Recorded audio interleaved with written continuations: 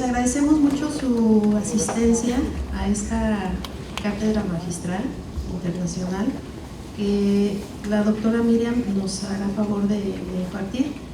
Le voy a pedir al doctor Roberto Rodríguez Venegas que nos dirija unas palabras en representación de la rectora del campus, doctora Graciela Ruiz. A nombre de nuestra rectora de campus, la doctora Graciela Ruiz Aguilar, les envía un saludo, y asimismo el secretario académico de campus, el doctor Rafael Veloz, les hace llegar una disculpa por no poder estar aquí, pero sus situaciones de trabajo les han impedido estar aquí con ustedes de forma presencial, pero están de forma virtual. Así es que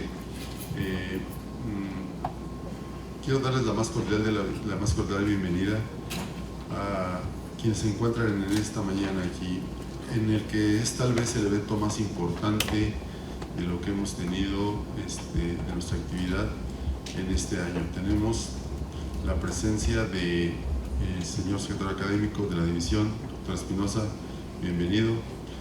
Tenemos por aquí a las directoras del departamento, a los coordinadores y, como siempre, la parte importante de los maestros y maestras que en esta ocasión están aquí con nosotros.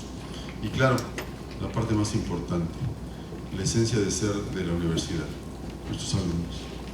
Solamente quisiera, para no retardar el inicio, decirles que la doctora Miriam Alpizar Santana tiene un puesto muy importante a nivel de educación superior y nos ha distinguido con una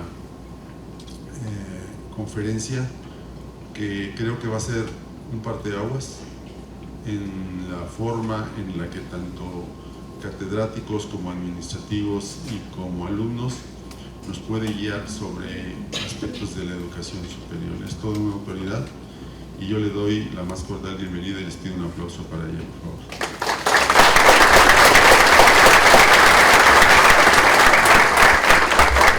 Y también debemos de dar las gracias a quien hizo posible estén por aquí con nosotros. Especialmente quiero mencionar al maestro y doctor Germán Rodríguez Frías, por cuyo medio nos da oportunidad de que la doctora Miriam esté aquí. Bienvenido, doctor Germán, gracias por estar aquí.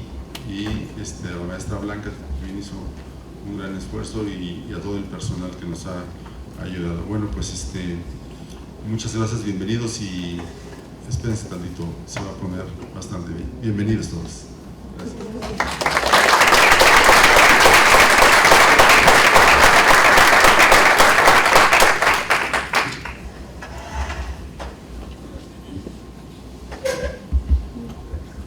Bien, pues para no dar más preámbulo, les vamos a pedir a nuestro presidium que si nos acompañen en la parte de trabajo para dar inicio a esta conferencia. Voy a permitirme presentar una semblanza de la doctora Miriam Alpizar. Ella es ex viceministra del Ministerio de Educación Superior de Cuba, actualmente jefa de la Secretaría del Ministro del Ministerio de Educación Superior de Cuba y viceministra del Consejo de Gobierno del Instituto de Educación Superior para América Latina y el Caribe de la UNESCO, IESELA. Presidenta del Comité de Género del Ministerio de Educación Superior, doctora en Ciencias de la Educación y profesora titular de la Universidad de La Habana, miembro de la Asociación Nacional de Economistas de Cuba. Y la conferencia magistral que nos viene a impartir el día de hoy es Retos y Desafíos de la Educación Superior del Futuro, Hoja de Ruta, Región Latinoamérica y Caribe. Y bueno, sin más preámbulo, le voy a permitir ceder la voz a la doctora Miriam. Buenos días, presentes. Un honor estar acompañando esta sala, especialmente por estar compuesta por autoridades académicas, profesores y mayoritariamente estudiantes. ¿Dónde está el futuro? Y que haya tantas chicas también, tirado una mirada así rápida, y me parece que la mujer está bien presente en esta sala. muy importante y muy valioso en los momentos que vive la humanidad, que vive nuestra región, y todo lo que está aconteciendo a través de género y todo esto que seguramente ustedes están hasta. En primer lugar, quiero agradecer a las autoridades universitarias del campus Celaya Salvatierra de la Universidad de Guanajuato por haberme invitado a compartir aquí, aprovechando una estancia mía en México en una reunión justamente de la UNESCO en la Universidad de Puebla, de donde vine ayer. Y me complace. Realmente he estado ocupadísima y con poco tiempo y con muchísimas horas de carretera, pero me complace y creo que voy a sentirme bien ya en este espacio. Decía mi querido profesor Germán, que agradezco también que esté aquí, que es realmente el artífice de haber empezado todas estas relaciones durante hace bastantes años ya con nuestras universidades. Agradezco su presencia, pero él me decía, usted va a dar una conferencia magistral. Y yo digo, no, vamos a hacer una charla. Yo me complace mucho compartir con el auditorio, sobre todo cuando son estudiantes, y tratar de sentirme cómoda ante estudiantes y bueno, autoridades que también compartimos los mismos problemas, las mismas situaciones. Y bueno, pues me parecía que el tema era propicio para hablar de retos y desafíos de la educación superior, especialmente en la región latinoamericana y caribeña. Quiero empezar por hablar de lo que está pasando en el mundo con la población mundial. Lo que ha ocurrido, tuvieron que pasar 16 años para que la población mundial 16 siglos para que la población mundial se duplicara. Luego, en apenas 2 siglos, 16, 17, 18, se duplicó de nuevo y luego en un solo siglo se volvió a duplicar. Y estamos ya en datos oficiales de cierre de 2020, decía que más o menos 7.800 millones, ya se habla que hay, en datos oficiales de Naciones Unidas, que hay 8.000 millones de habitantes en el planeta. Y hay datos también que alrededor del 20% de esa población son estudiantes universitarios en el mundo. Estamos hablando de casi 2 millones de estudiantes universitarios. Pero eso requiere universidades. 2.000 millones, por supuesto. Eso requiere universidades para que hayan estudiantes universitarios. Y, por tanto, la universidad está ante retos y desafíos bien complejos, porque el mundo ha cambiado. Igual que se ha multiplicado la población, se ha multiplicado el conocimiento.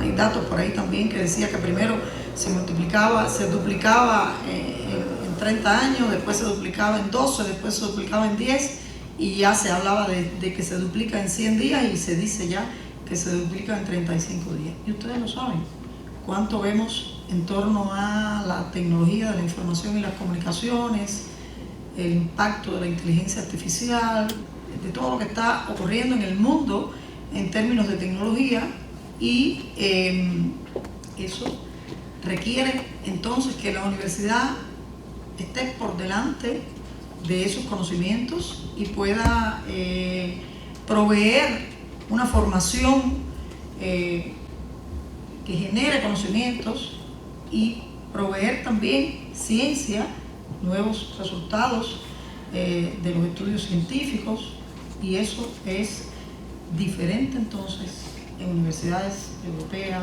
norteamericanas y latinoamericanas. Es diferente porque eso lleva muchos recursos, lleva mucho conocimiento, lleva mucha preparación. Yo voy a tratar de concentrarme en la región. En la región hay excelentes universidades, en Argentina, en Brasil, en México, en Chile. Hay unos rankings, unos hablan del valor de los rankings, otros lo cuestionan. Puede ir pasando, porque ya te lo comenté. Lo cuestionan, pero a la larga los rankings posicionan.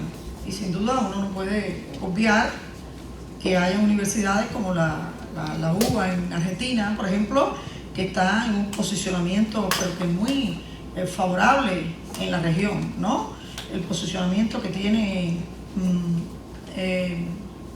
la UNAM, por ejemplo, y bueno, otras tantas universidades que con sus características, para mencionar también la Universidad de Guanajuato, la Universidad de Puebla, de donde recién salgo, la Universidad de La Habana, son universidades que tienen, por supuesto, 500 años. No es lo mismo tampoco una institución académica universitaria de 500 años a una de 200, a una de 100 y mucho menos a una de 50.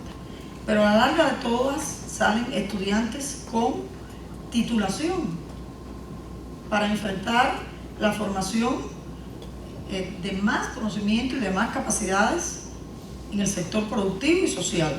Entonces, supuestamente, no tiene por qué estar mejor formado un estudiante de la Universidad de Oxford o de la UBA en Argentina o de la UNAM que un estudiante de una universidad más pequeña de una región del interior del país. Entonces, por tanto, toda la universidad y toda la institución tiene un reto y un desafío bien importante. Ya no vamos a hablar de lo que ocurrió ahora, no vale la pena, en el modelo francés, el modelo alemán, el modelo de Estados Unidos, el modelo alemán, muy destacado por el vínculo de la universidad con la ciencia. A eso le voy a pasar y voy a concentrarme entonces en nuestra región, como les había dicho. La Universidad de Córdoba, Argentina, fue yo creo que el movimiento más importante de nuestra región de estudiantes y profesores que todos debiéramos conocer. Yo he conocido a distinguidos profesores que dicen, una pena cuando me he escuchado hablar de Córdoba, que no conocían que hubo un movimiento estudiantil en Córdoba apenas a inicios del siglo pasado, que pues se pronunció por algunos aspectos que hoy nosotros sabemos que no están tan bien resueltos en muchos de nuestros países y en muchas de nuestras instituciones.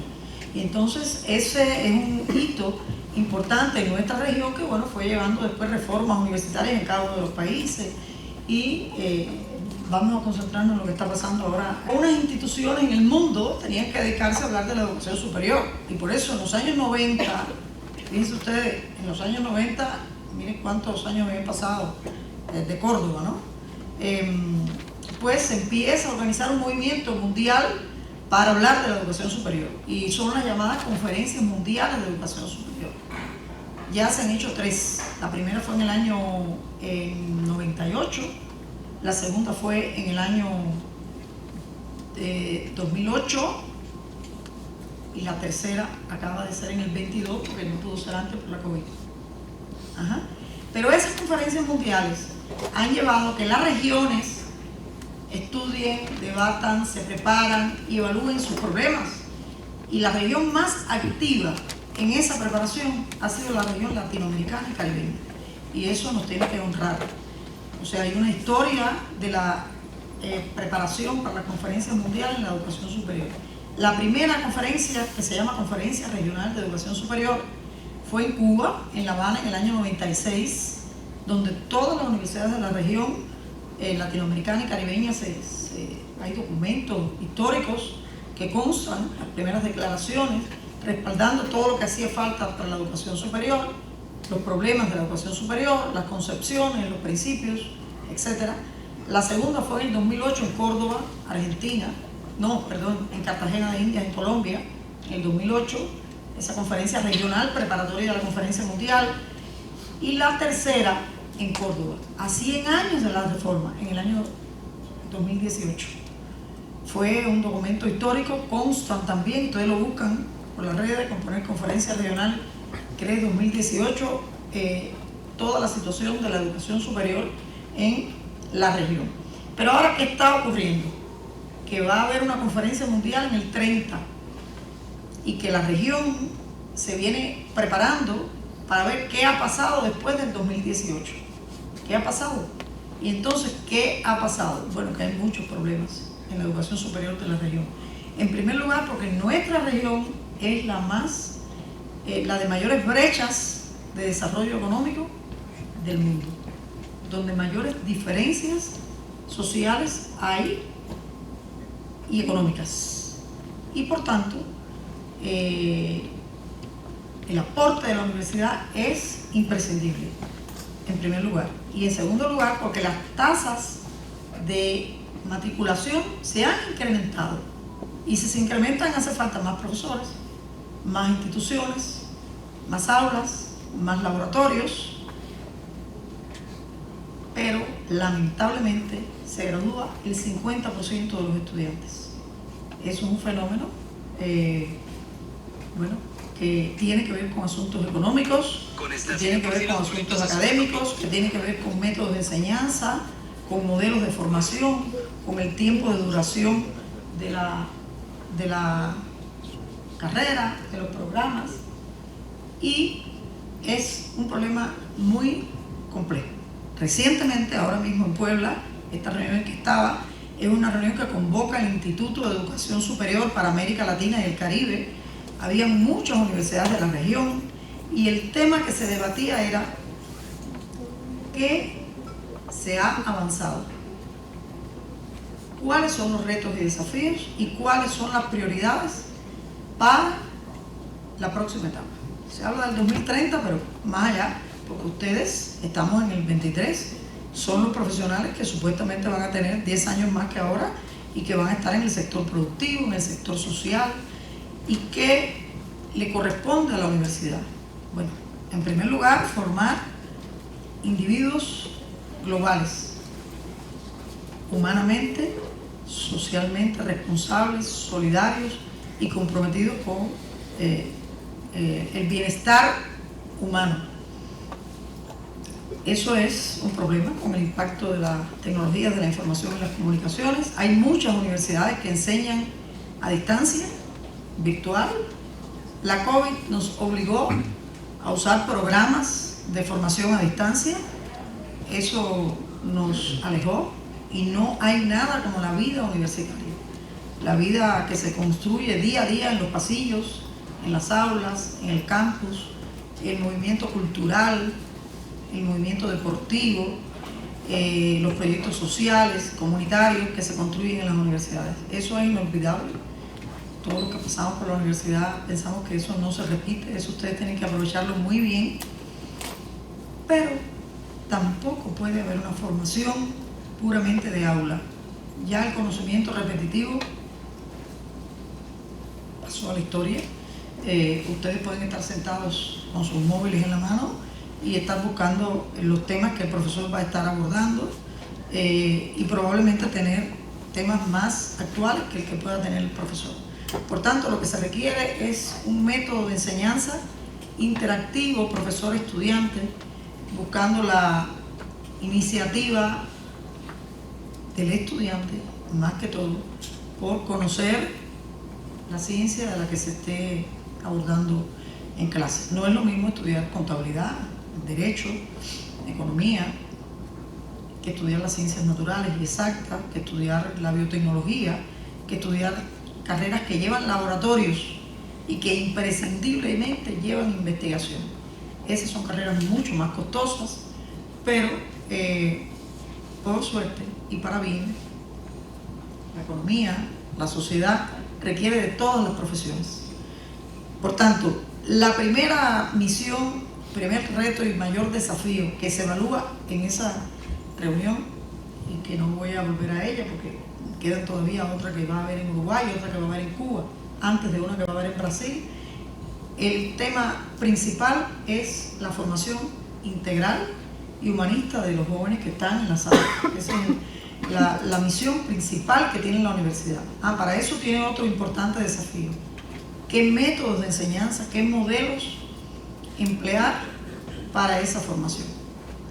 Y ustedes seguramente suponen y saben, y lo están viviendo, que cuando tienen un profesor que le deja trabajos de investigación, que ustedes tienen que buscar, que tienen que investigar, que tienen que proponer soluciones a determinados asuntos, pues se genera un activismo en su mente, en su conocimiento, diferente a estar escuchando a un profesor repitiendo contenidos que pueden estar en un libro, que pueden estar en internet. Y ese es un reto para la universidad, para sus profesores, en realidad para sus profesores. Fue más fácil tener en la COVID internet a mano, dispositivos electrónicos, que muchas universidades buscaron para sus estudiantes, los que no tenían.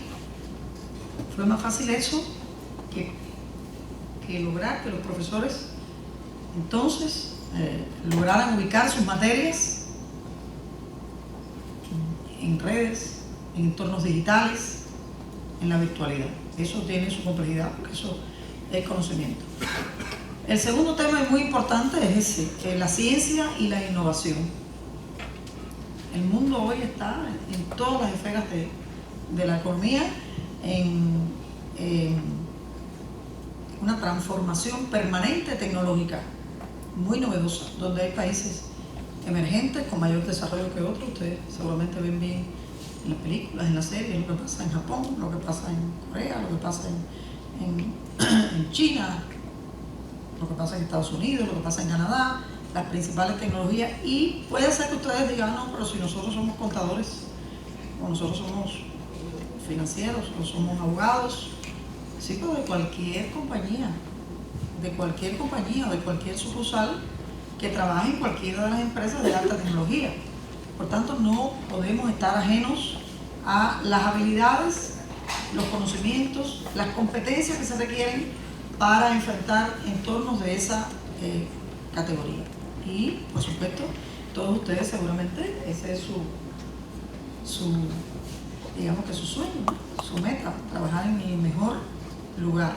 Pero también entonces está esas zonas vulnerables, y también el papel de la universidad, y esa es una tercera misión bien importante de la universidad, que es la transformación de la sociedad. Y la sociedad no solo es la sociedad del primer mundo de la alta tecnología, está también nuestras comunidades. Y entonces, algo que la universidad latinoamericana y caribeña, muchas de ellas, con orgullo podemos decirlo, han enfatizado en los últimos años, es en llevar la universidad a los municipios. Bueno, hace 50 años no había un campus aquí en Celaya, pero probablemente otros campus que se estén creando, que se puedan crear, y probablemente ustedes también tengan que tener actuación desde Celaya, desde este campus, en comunidades vulnerables. Ese es un reto bien importante. Y el tema intercultural, el tema de los idiomas en nuestros países por las comunidades indígenas y de distintas etnias que tenemos en nuestro país. Ese es otro reto. Allí en esta reunión se hablaba de crear universidades para las zonas, para estas zonas, ¿no? Hubo una mayoría de personas que estábamos en contra de eso, porque es que la universidad lo que implica es integración y combinar idiomas con otros. Y justamente uno de los temas que se abordó con mucha fuerza es la internacionalización. Este es un eje que ya también es casi que una misión de la universidad. No puede ser que la universidad esté ajena a lo que está pasando con universidades similares en otros países, porque significa compartir experiencias.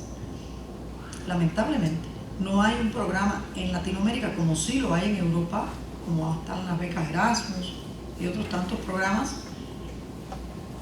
que financian estudios en otros países. Eso ocurre cuando lo financia la familia en esos países, y alguna que otra universidad tiene pequeños fondos para seleccionar grupos de estudiantes a ir a otros países. Y cuando usted estudia en otros países, algún que otro crédito, en primer lugar tiene que haber un convenio de homologación que luego su universidad les reconozca ese estudio, porque si no usted perdió su tiempo. Y eso se acaba de aprobar en Barcelona el año pasado, el Convenio Mundial de Reconocimiento de Titulaciones, y se acaba de aprobar en noviembre del 21 el Convenio Regional de Reconocimiento de Titulaciones. Ahora falta que los países se hagan parte de este convenio. Eso está lento todavía. Hay solo 4 países que han firmado estos convenios. Hay reuniones próximas ahora para lograr que esa movilidad, porque tendrá que aparecer la manera en que los países aporten a un fondo común, Banco de Desarrollo, la CELAC, la CEPAL, formen fondos para que se pueda hacer o carreras completas o algún semestre en otro país. Eso tiene una altísima valía. En primer lugar, por compartir conocimiento en otra institución, pero en segundo lugar, y yo lo pongo en segundo, pero tal vez sea el primero, es la ganancia cultural que obtiene una persona cuando convive con jóvenes de otras latitudes. Porque generalmente usted va a estudiar a otra universidad y ahí se encuentra que puede haber peruano, chileno, colombiano, un chino, un africano, y entonces eso da una formación cultural también amplia e imprescindible. Hay un reto con los idiomas. No creemos que podemos hablar solamente español, y no es así. Las universidades tienen la obligación, el deber de usar también bibliografía, que la más importante del mundo, por supuesto, está en inglés, en otros idiomas, y eso también es un reto, eso no está logrado. Las compañías más importantes del mundo tienen sus bibliografías, tienen sus sitios, tienen sus sedes en países donde se habla inglés, o puede ser que no se hable inglés, pero usted puede hablar inglés en Alemania, puede hablar inglés en países de Francia, como China, Portugal, y entonces ese es otro tema bien importante que se estuvo debatiendo allí en esta reunión. Y el impacto de las tecnologías de la información y las comunicaciones es algo a lo que no se puede resistir en la universidad, construyendo además proyectos culturales conjuntos para compartir. Hay un tema muy importante que tampoco se habla en todos los escenarios, ni la universidad está totalmente llevando de manera horizontal a cada uno de sus programas el tema de los Objetivos de Desarrollo Sostenible. Naciones Unidas en el 2015 evaluó 7 objetivos del milenio, muy mal cumplidos, y se definieron 17 objetivos para el 2030. Recién se acaba de hacer una evaluación de esos objetivos y es muy malo el avance. La universidad tiene un papel fundamental. Cuando uno lee los 17 objetivos que están destinados a reducir la pobreza, el hambre, la desigualdad, a la solución de los problemas del agua. Hay un objetivo que es el 4, educación de calidad. Está el objetivo de género, la igualdad de género, que también ha tomado mucha fuerza, como decía yo, en los últimos tiempos. La lucha contra la violencia de género. Cada país tiene que hacer un informe voluntario. Usted busca también en internet la posición de los países en la entrega de esos informes, y es pobre, no todos los países entregan sus informes. Y cuando se habla de objetivos de desarrollo sostenible, la mayoría de las personas, estoy hablando de profesores, investigadores, cuando hay este tema, se dirigen a hablar del tema del medio ambiente. Hay un estudio muy reciente que está en Scopus, un artículo de cómo las universidades españolas aportan a los objetivos de desarrollo sostenible, y lamentablemente, bueno, vamos a decir que para bien, pero no es completo. Los principales resultados de investigaciones están destinados al tema del medio ambiente, energía y en algo a salud. No están los estudios con propuestas para los problemas de la pobreza, el hambre, género, con suficiente participación de las universidades. O sea, tanto en la formación de los estudiantes como en su investigación, y dependiendo de la carrera, los temas de los objetivos de desarrollo sostenible pues son imprescindibles que se aborde. Es la humanidad tratando de encontrar soluciones. Entonces, bueno, ustedes como jóvenes aquí en este escenario, que seguramente estudian distintas carreras, deben también tener sus preocupaciones, sus intereses. Algunos de ustedes seguramente pueden quedar como profesores. Para quedar como profesores hay que tener vocación, en primer lugar, formadora, pero también investigativa. hay muchos de nuestros jóvenes que se preparan sin haber podido compartir la práctica social en los temas que estudian. Eso impacta también cuando se gradúan, que van a enfrentarse a un empleo. Los empresarios también creen que los jóvenes recién graduados vienen listos para solucionar problemas y no es así. No es así. Hay un periodo en la vida que en algunos países está constitucionalmente e institucionalmente establecido, que es como la preparación para el empleo, el adiestramiento, que usted tiene un periodo para adiestrarse en algo que no lo que han hecho hasta ahora, ¿no? Y está el tema del posgrado. No se sabe todo cuando termina usted la universidad. De hecho, las materias que ustedes dan en primer año o los primeros semestres, cuando estén terminando para graduarse, tienen ya novedades y transformaciones al cabo de los 4 años que ustedes se gradúan.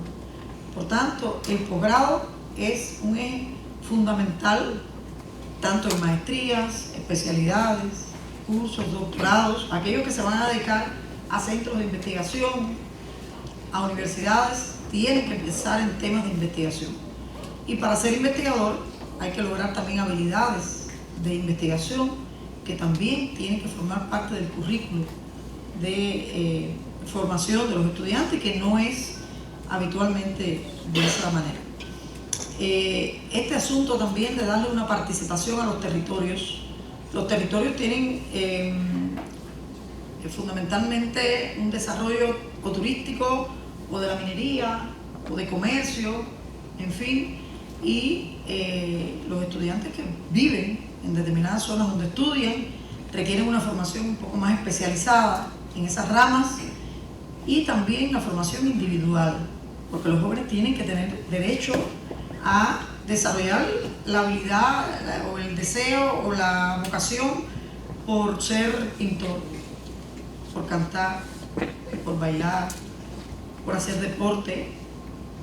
Y entonces, por supuesto que las universidades modernas y las más desarrolladas tienen excelentes proyectos culturales. Vuelvo a hablarle de Puebla porque es lo más reciente, que acabo de venir de allí. Fue majestuoso la sinfónica de allí de la universidad, el proyecto de teatro de allí de la universidad, que son espacios de realización personal de los jóvenes. Y bueno, está este tema también de género, como yo decía, donde hay también muchas instituciones que se están dedicando a digamos que a prevenir manifestaciones de violencia, de diferencias que puedan ser idiomáticas, que puedan ser por limitaciones físicas de los jóvenes. Esos son escenarios también que forman parte de los proyectos culturales, en algunos se le llaman centros de bienestar. Por ahí anda la educación superior. La movilidad lleva recursos, lleva financiamiento, pero no pierdan el sueño o el interés por compartir. Ha sido muy bueno también que estudiantes de aquí, de la universidad de este campus, han estado en eventos, no sé si alguno estará aquí, que han ido profesores de esta universidad, a Cuba en particular, seguramente han ido a otros lugares también, y realmente hacen entrevistas, se comunican con estudiantes, cómo viven, cómo se sienten, cómo estudian, qué comparten, qué intereses puedan tener. Y eso también es bien importante. Los temas fundamentales que se estuvieron abordando en esta reunión, de la cual vengo también, tienen que ver con este fenómeno migratorio y demográfico también, que tiene la mayoría de nuestros países, donde hay ahora muchos jóvenes, envejecen muchas personas con mucho conocimiento, pero se requiere una continuidad de ese conocimiento, y también hay mucho movimiento migratorio, y eso lleva también una posición de la universidad en estudiar ese fenómeno y buscar soluciones para acompañar a los gobiernos, a los países. Luego se habla mucho de si la educación pública o la educación privada. Ese es un tema que sale en cada sala. No niega las instituciones a la educación privada, no la niegan, solo siempre y cuando cumplan los requisitos de calidad que requieren para luego tener una titulación, ¿no? Pero hay una responsabilidad de los estados con la educación superior. Hay un reclamo que ese postulado que está en la primera conferencia mundial de una educación pública, socialmente responsable, responsabilidad de los estados, hay que defenderla. Hay que defenderla porque la universidad lleva muchos recursos. Lleva en primer lugar el salario de los profesores, pero la infraestructura, los laboratorios y bueno, el acompañamiento a todos los servicios que llevan los estudiantes. Y eso lleva financiamiento. Los estados no pueden desprenderse de eso, pero a la vez no pueden cubrir todas las demandas de estudios y por tanto pueden haber muchísimas instituciones privadas. No se niega, pero siempre y cuando cumplan los requisitos de calidad establecidos. Se habla mucho de la libertad de cátedra, de pensamiento, y por tanto se definieron 12 ejes para que comisiones de distintos países preparen unos documentos que sean como los postulados que van a permitir seguir avanzando para discutir en las organizaciones internacionales, regionales y en los gobiernos, y que los gobiernos se hagan responsables de algo que quede ahí establecido. Les menciono así por arriba algunos. Está el tema de la integración con el sector de educación, porque la educación general, la universidad puede hacer mucho si no hay una educación preescolar, primaria, secundaria y bachiller que también se transforme, progrese. Luego puedes provocar un choque cuando el estudiante entra a la universidad, que venga con vacíos en la enseñanza de las matemáticas, de la historia, del idioma o de otras materias, la geografía, porque esa formación de un joven integral pues empieza jóvenes globales por conocer de la cultura, la geografía, la historia, además de las materias especializadas, ¿no? Ese es un eje. Hay un eje muy importante que es este tema de la interculturalidad. Hay países de la región nuestra que están muy marcados por este tema idiomático, cultural. Otro eje es el tema de la internacionalización y la integración latinoamericana y caribeña, buscando que hayan jóvenes que vayan a estudiar a otras de las universidades importantes de la región y no estemos focalizados, como nos pasa a todos, con Europa, con Norteamérica, con Canadá, pero que también son los países que tienen determinados asociaciones, programas para financiar estudios, ¿no? Entonces, hay que lograr que en Latinoamérica también usted tenga posibilidad de ir a estudiar a una de las universidades de nuestros países, sea la que sea, y claro, nadie niega que se cojan las mejores de cualquiera de nuestros países, que las hay, o incluso dentro de nuestro propio país a otra universidad, también de más reconocimiento, por supuesto.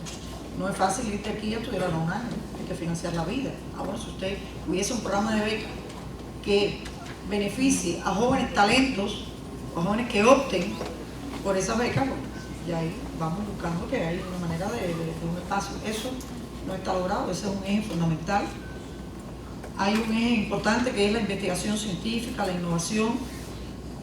Hay un eje importante que es gobernanza y financiación, porque la universidad no solo, aunque sea pública, puede vivir de los recursos del Estado, que son muchas veces insuficientes. Hay formas alternativas y complementarias. Se crean empresas, consultorías, proyectos internacionales que generan fondos para la universidad. O sea, se habla de fondos complementarios. Está el tema de la autonomía universitaria, todo el proceso de elecciones. Estoy utilizando así la memoria de los ejes.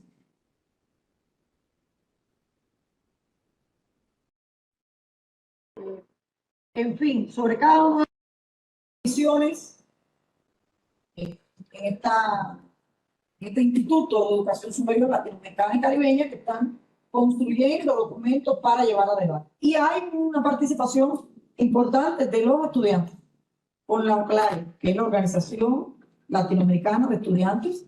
Había una chica allí que es de Brasil, que está agrupando estudiantes. Si ustedes buscan en la página, también ahí, IESAL, UNESCO, pueden buscar, están convocatorias para hacer aportaciones, para generar iniciativas para la transformación de la educación superior. O sea, este es el escenario fundamental en que están cada uno de nuestros países, los eventos científicos, la participación de los estudiantes en la gobernanza universitaria. Cada universidad, cada país tiene sus características y no es igual, ni tiene la misma posibilidad los jóvenes.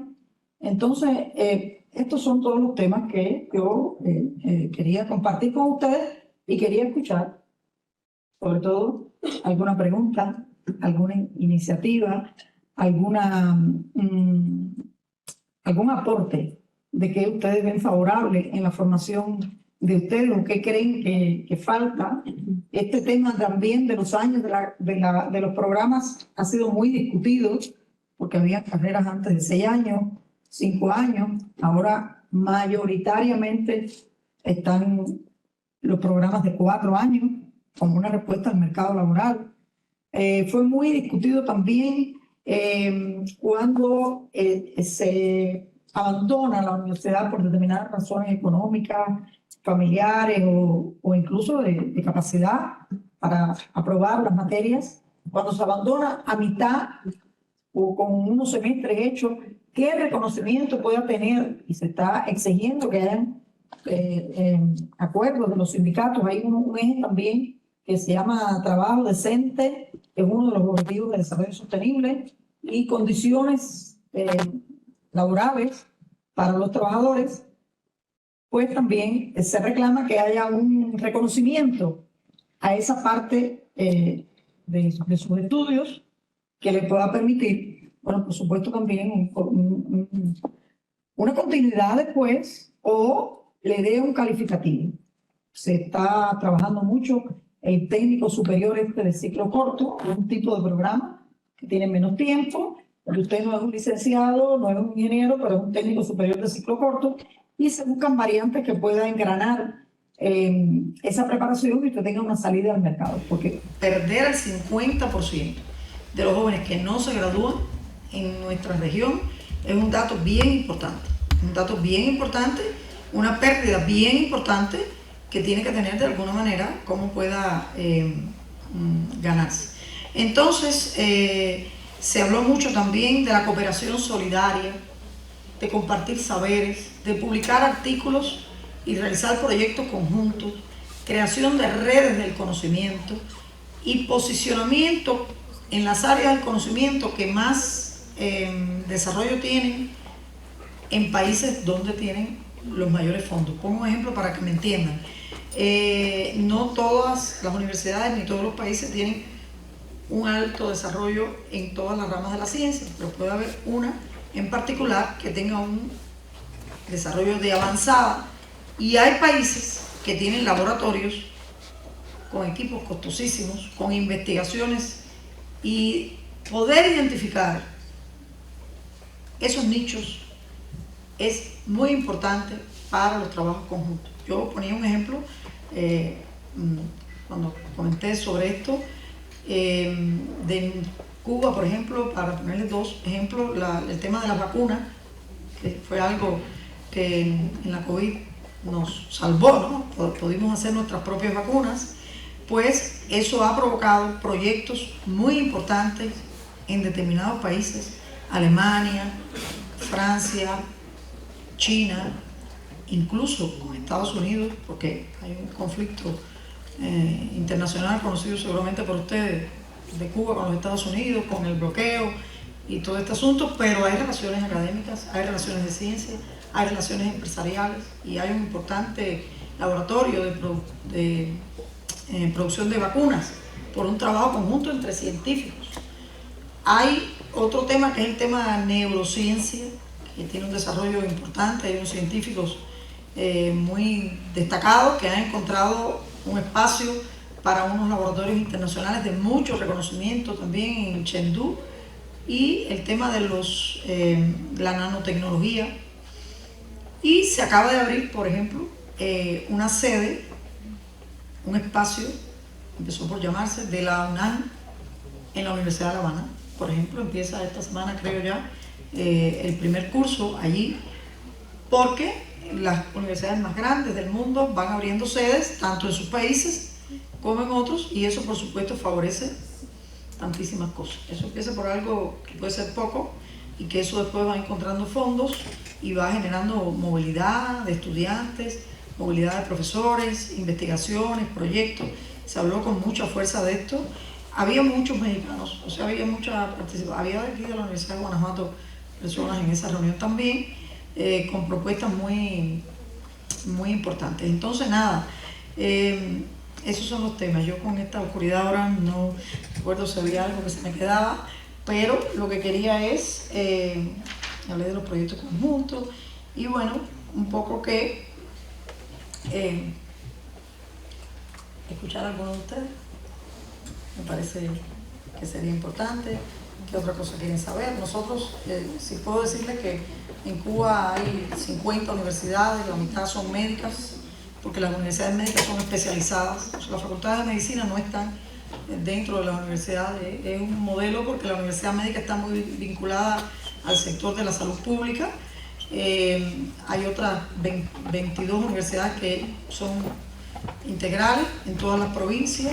También hay centros universitarios municipales, sedes, unas más grandes que otras, y hay, creo que son 122 carreras que se estudian en este momento, como 60 y tantos programas de ciclo corto, y se le pone mucho énfasis a la identificación de jóvenes talentos que quieran vincularse a la investigación, a estos centros de investigación médica u otros. La participación de las universidades en la construcción de políticas, en la construcción de las leyes, está siendo también muy activa. Eso es muy bueno, pero también es un reto y un desafío para las universidades. Están participando estudiantes y hay un movimiento estudiantil muy bonito.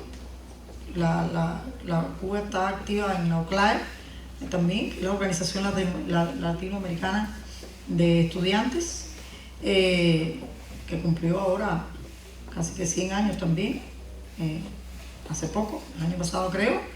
En fin, hasta ahí mis comentarios. Por favor, ustedes, estudiantes o profesores presentes, estoy a la disposición para compartir este espacio, que no es la primera vez que vengo aquí, que siempre también me ha parecido muy atinado y muy bueno compartir este rato con estudiantes de esta sede de Celaya Salvatierra. Si gusta Gracias, Mike. hacerle alguna pregunta a la doctora, alguien que tenga alguna inquietud.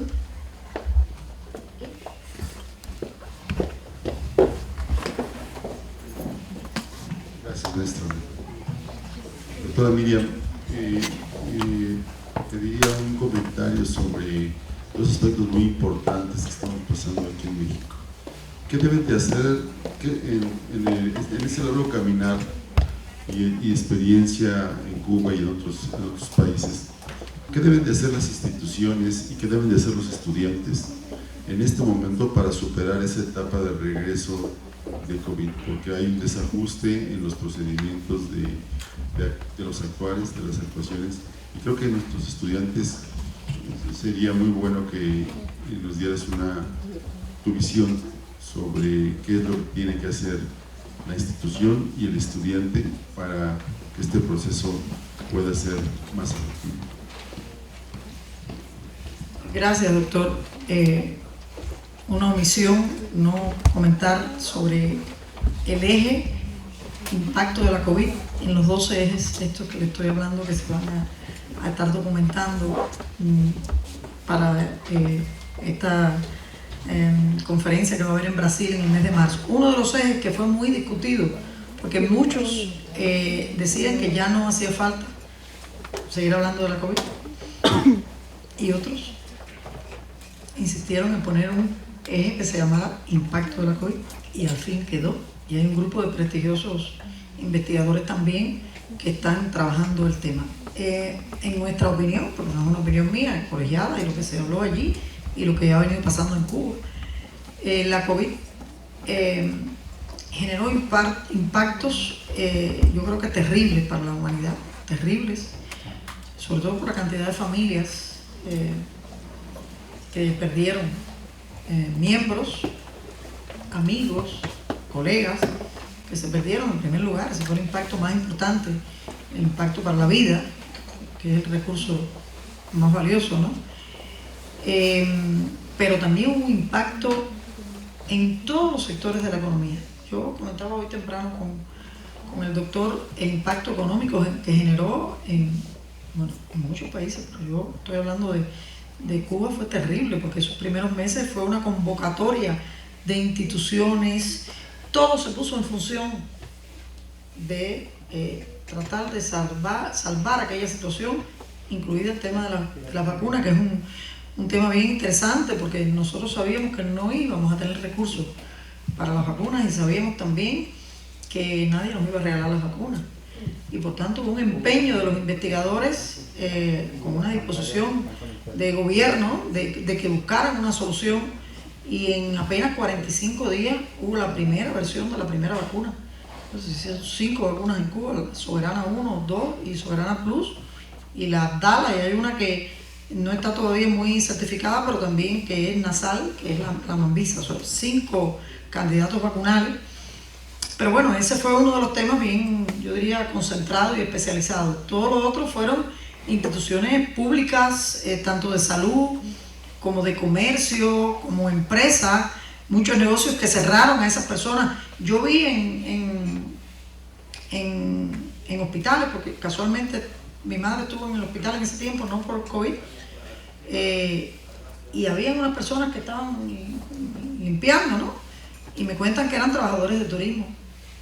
Claro, trabajadores de turismo, los negocios se cerraron y los reorientaron, le dieron la posibilidad de irse a estas instituciones, pero tenían que pagarle porque la gente tenía que vivir. O sea que hubo un impacto tanto en la salud como el tema económico, pero también en la educación, muy grande. Hay investigaciones que se están haciendo, hay varios proyectos que nosotros estamos haciendo y también se hacen en otros países. Lo que significó esto para la primera infancia, para la enseñanza preescolar, los niños en su casa, lo que significó para la secundaria, pero bueno, en la educación superior en particular. Ninguna universidad, absolutamente, ni siquiera las que son a distancia, porque tuvieron que hacer transformaciones en lo que tenían previsto para los ejercicios de defensa, estaba preparada para enfrentar.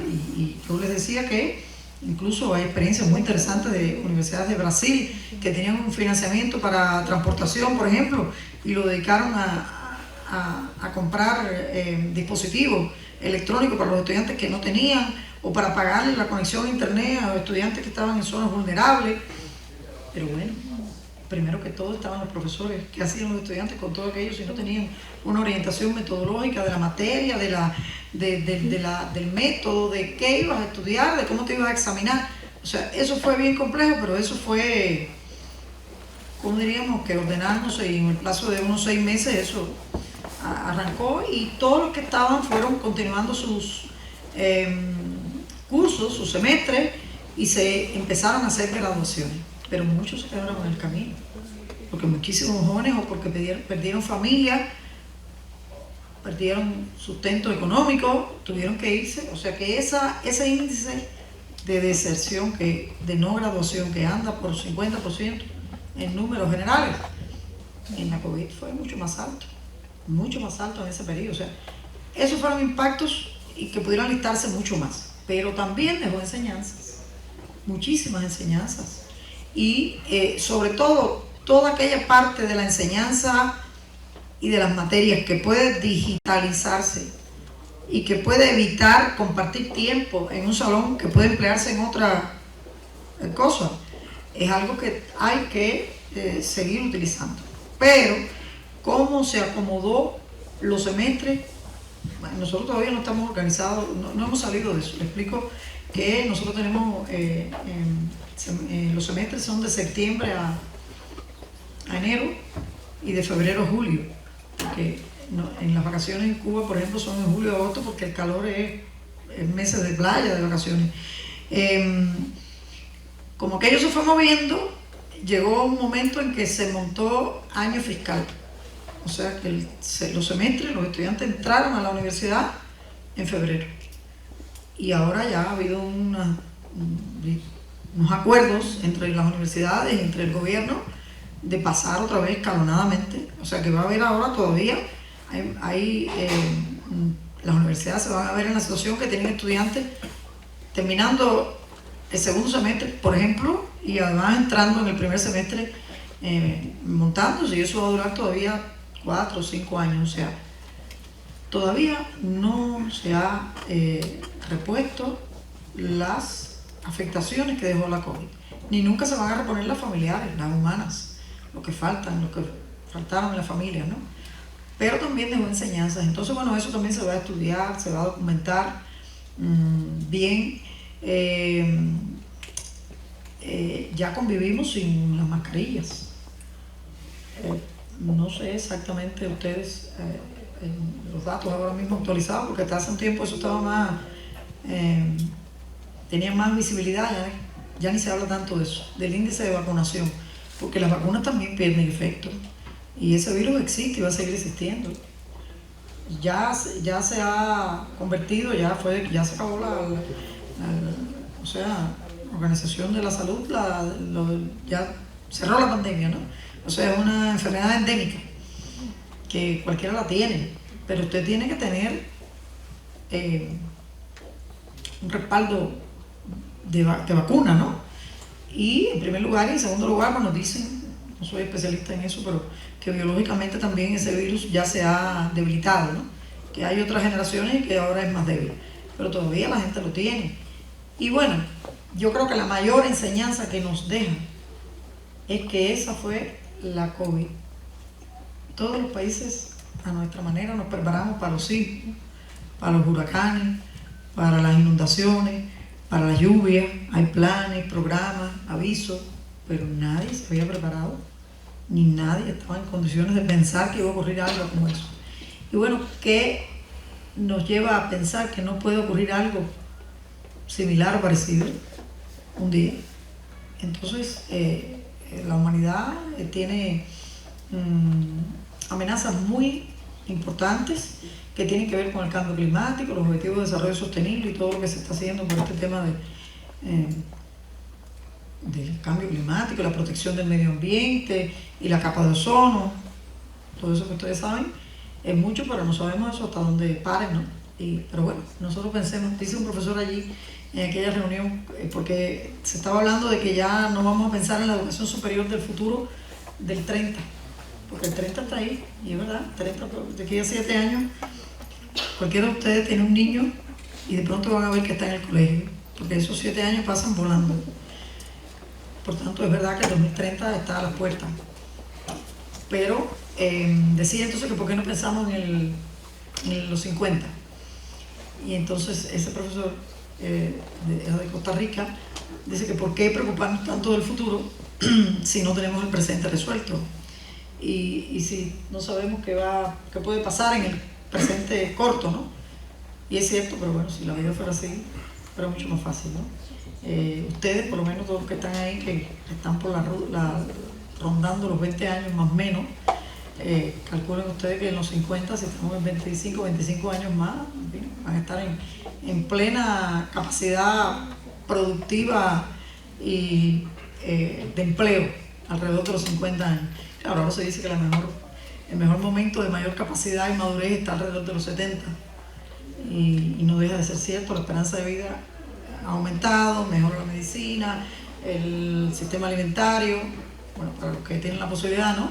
Y realmente eso hace que la gente aporte más, que viva con mejor capacidad de vida, ¿no? Y ustedes son la generación que está llamada a eso. Así que les falta muchísimo por aprender para vivir. Y espero que no tengan nada que se parezca a la COVID, profesor. O sea que yo no sé lo que pasará también cuando nuestros niños, digo de ustedes, hablen de aquí así. Aquello que pasó en la COVID 2019, como ahora, cuando nosotros vimos lo que pasó con una pandemia que hubo por allá, la fiebre española esa, que nos parecía increíble, ¿no? Pero ahora como que se multiplicaba, ¿no? Nos parecía que esto era que peor. También ahora nos enterábamos más porque hay un fenómeno de internet. En aquella época no sé si otros se enteraron de lo que estaba pasando en otras regiones. Hay muchas cosas artificiales ahora construidas. Siempre ha quedado la duda, porque hay muchas informaciones, pero queda realmente la duda de dónde salió la COVID. Fue natural, fue creada. Y entonces Eso es lo que pienso, profesor. De eso se puede hablar mucho. De hecho, por eso se insistió que sí, que quedara un eje donde expertos van a estudiar el impacto y cómo esto va a quedar todavía por generaciones. Nosotros no queremos, estamos negados, pero ya a veces algunos dicen, no, porque estos jóvenes que están ahora en el año de graduación, hay que construirles programas de posgrado, porque son la generación COVID. Y eso no es bueno, no, la verdad. Pero es verdad, no tuvieron la misma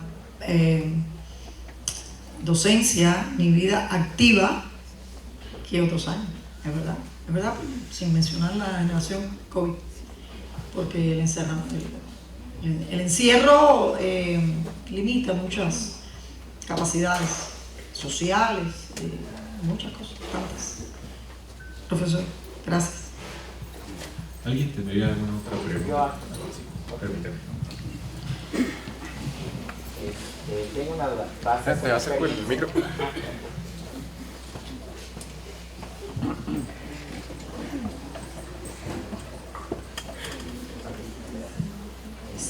Buenos días, ¿me escuchan?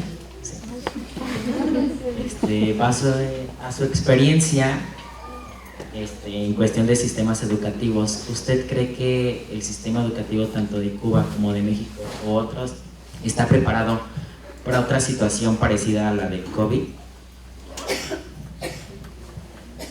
Yo creo que sí. Yo creo, a veces soy cuidadosa en decirlo porque uno en su mundo comparte con grupos de personas de otras instituciones, de otras culturas organizacionales. No es lo mismo las personas que trabajan en una compañía telefónica que los que trabajan en un hospital, que los que trabajan en los teatros. Uno se da cuenta cuando la vida va pasando y uno convive, ¿no?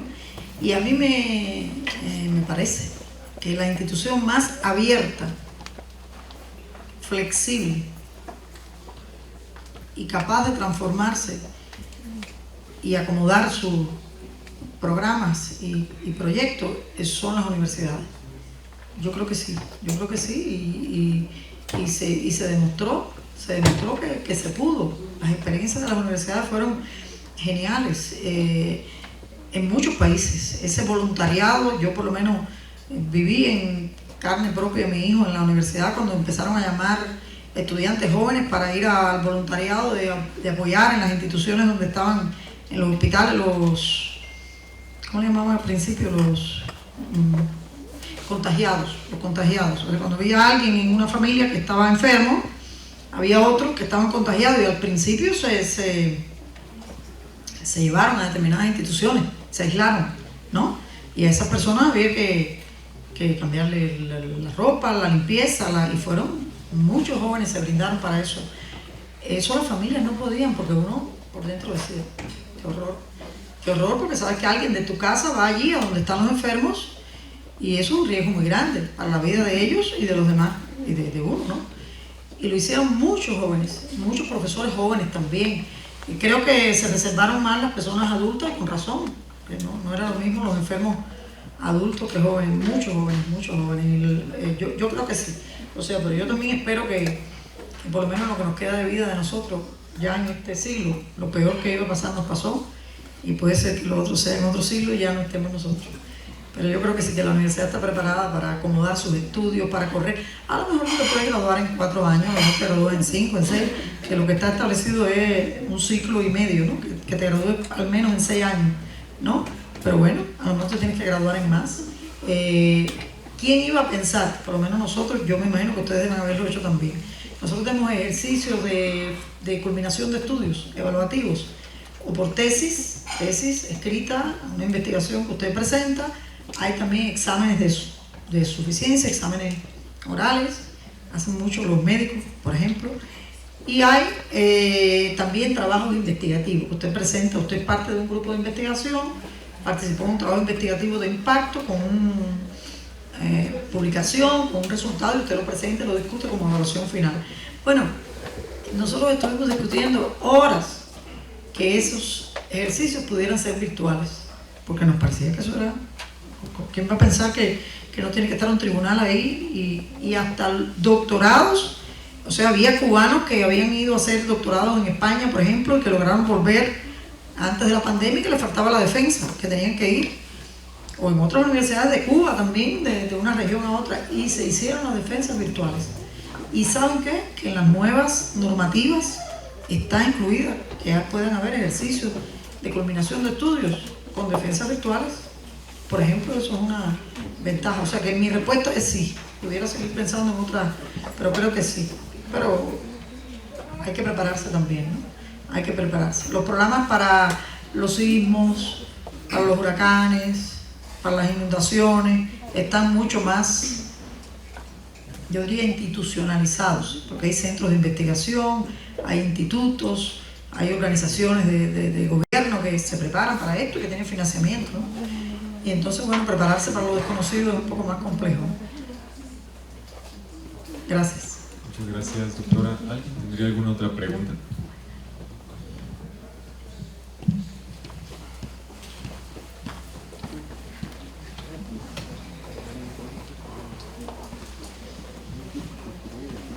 Usted comentó que hubo muchos aprendizajes en esta época del COVID. Para usted, ¿cuáles fueron como los más importantes o lo que más la marcaron?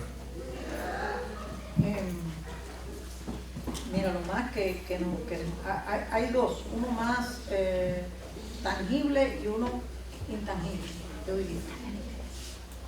El que más nos marcó, yo le estoy diciendo a usted, joven, que yo estoy respondiéndole y yo me erizo, ciertamente, porque cuando después de la COVID hubo encuentros con estudiantes como estos que hay aquí que se estilan allá en la dirección de la universidad, la asamblea de estudiantes, y los estudiantes narraban sus experiencias de esa solidaridad que se generó. Yo estoy hablando de la universidad, pero eso pasó mucho en la sociedad también, de acompañar a enfermos, a la distribución de alimentos, de medicamentos, de la farmacia. Hay personas que tenían enfermedades y que habitualmente tenían que ir al hospital porque tomaban un medicamento. Cuando vino la COVID, los hospitales se concentraron porque no podían hacer otra cosa, ¿no? Y por tanto, esas personas tenían que ir a la farmacia a buscar su medicamento cuando todo estaba cerrado, o tenían que ir al hospital, qué sé yo, a un asunto de esto de sobre todo la gente que se hace diálisis, los que se hacen quimioterapia.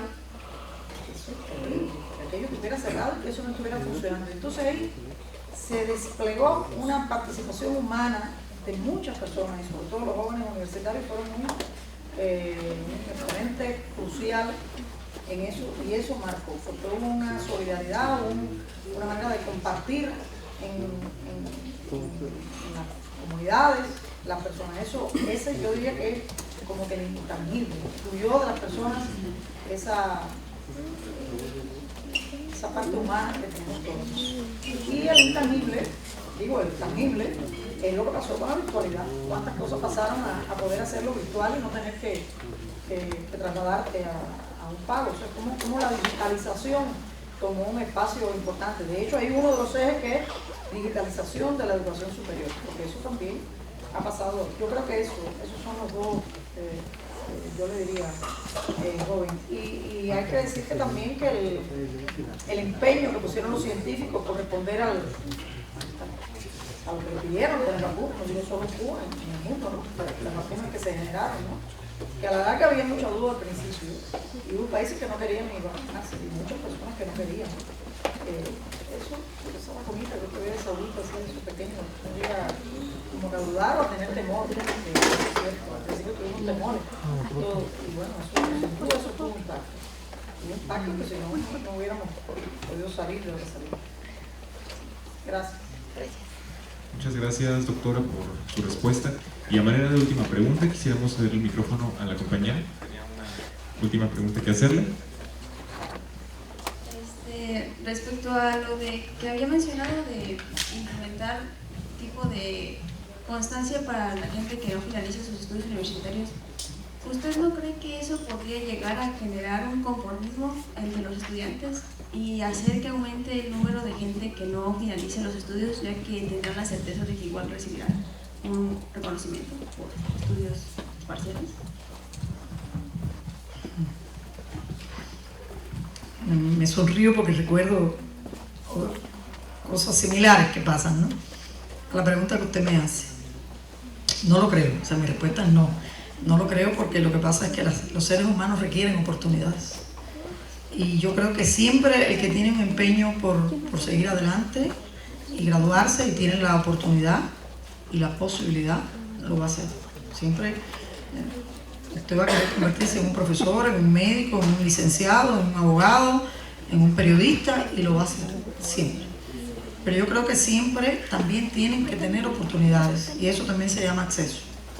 Eso se llama buscar que las personas tengan oportunidades. Lo que pasa es que no puede ser igual el reconocimiento social, salarial, ni de empleo de una persona que haya concluido sus estudios al que no. Igual que cuando después usted se presenta un examen de oposición para una plaza, no es lo mismo que usted tenga una mayor calificación o un mayor desempeño en un examen de competencias que le hagan al que no lo tiene. Yo creo que cada cual tiene que tener su espacio, pero todos los seres humanos tienen que tener oportunidades.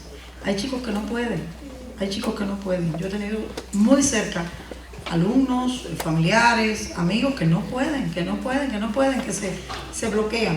Hay estudiantes que cuando hacen un examen y no aprueban, y hacen un segundo y no lo aprueban, y hacen un tercero y no lo aprueban, y usted dice, pero ¿cómo no va a poder? Claro que tiene que poder. Y se bloquean y no pueden. Y entonces ese tiene que tener una oportunidad para otro nivel. Esa es la intención, ¿no? Que estén los doctores, los máster, los de las especialidades o diplomados, que estén los licenciados, los ingenieros, que después ahí abajo usted pueda tener un técnico, un obrero calificado o una determinada calificación como operario, hasta donde le dé su habilidad y su posibilidad, pero a la que usted tiene que vivir. Usted tiene que tener un empleo, porque tiene que tener un financiamiento, porque al final va a tener una familia, o la tiene o la va a tener. O sea, yo creo que no tiene por qué, pero me sonreí porque en Cuba se hacen exámenes de ingreso para entrar a la universidad. Los exámenes de ingreso no son, no es la repetición de un examen después que usted termine el bachiller, porque usted fue con ya bachiller. Es para ordenar, porque no hay plazas de todas las carreras para todos. A ver si me explico. Voy a hablarle de alguna carrera que se estudia solamente en 2 universidades. Diseño, para poner un ejemplo. Diseño es una carrera que muchos jóvenes optan por ella y no hay suficientes cupos, ¿comprende? Entonces los exámenes se hacen para cada universidad. Bueno, los mejores, los que tienen la mayor calificación, obtienen la plaza, y los que no estudian otra carrera. Por eso hay quien no estudia esta, estudia la otra, y después que va estudiando la otra, después se cambia, porque también hay flexibilidad para cuando usted haya terminado 1 año, 2 años, pedir movimiento de carrera, cubre las materias que le son comunes, y las que no las tiene que hacer. Le dura más la carrera, pero lo puede hacer. Y al final yo conozco un chico muy cercano que estudiaba medicina, y después de los 2 años dejó medicina y se fue a estudiar esa facultad se llama FANCA, es la Facultad de Artes Visuales. Entonces ese es un deseo que tiene la persona y tiene que tener la oportunidad de hacerlo. Pero bueno, el comentario que le iba a hacer es que hay un tipo de programa que es cursos para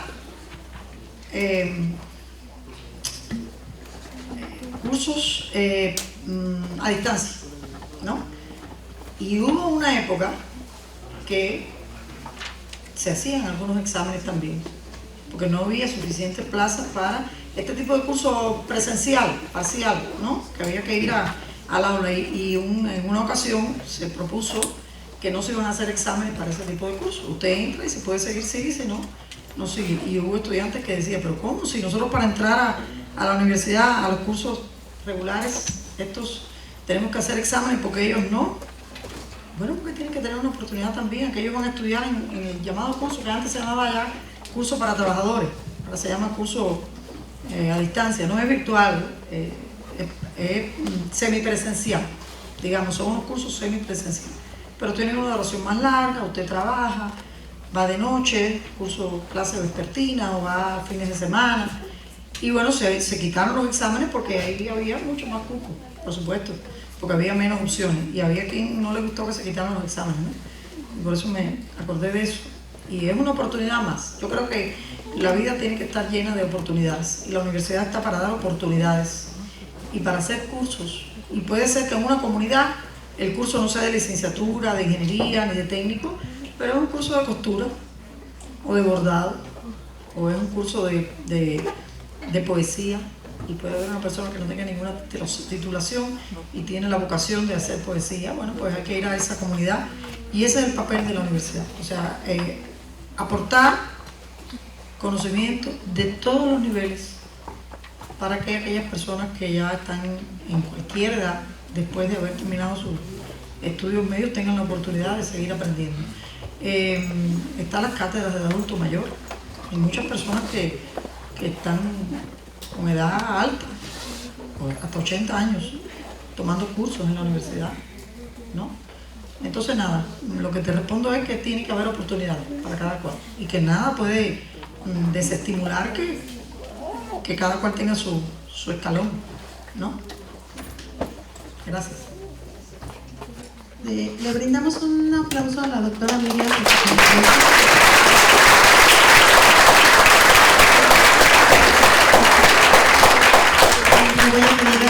Mi aplauso es para ustedes, ¿no? Para ustedes por la pregunta y por haber estado escuchando. Le voy a pedir a la doctora Alejandra López si nos ayuda a entregarle un reconocimiento a la doctora Miriam. Pues la Universidad de Guanajuato otorga el presente reconocimiento a la doctora Miriam Alpizar por su cátedra Retos y Desafíos de la Educación Superior del Futuro. Hoja de ruta, latinoamericana y Caribe. Muchas gracias.